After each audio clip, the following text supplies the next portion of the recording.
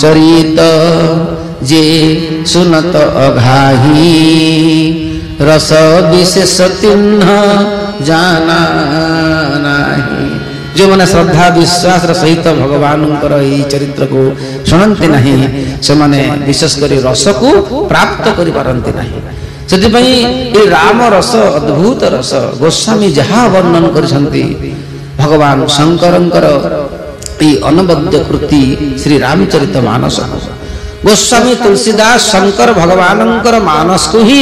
वर्णन करछंती एवं से गोस्वामी के ही नहंती से होचंती साक्षात महर्षि वाल्मीकि अटंती एवं से महर्षि वाल्मीकि निजर वाल्मीकि रामायण रे जहार प्रतिपादन करिसंती तार पूर्ण प्रतिपादन से तुलसीदास रूपरे जन्म नहीं ई धराधाम रे से रचि महेश निज मानस राखा से रामचरित मानस शंकर भगवानंकर चरित्र से शंकर भगवानंकर मानस रे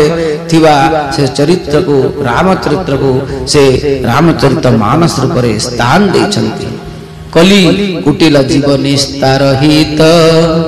वाल्मीकि तुलसी भयो वाल्मीकि तुलसी भयो वाल्मीकि ही तुलसीदास रूपरे जन्म नहीं ये धराधाम रे राम कथार प्रवाह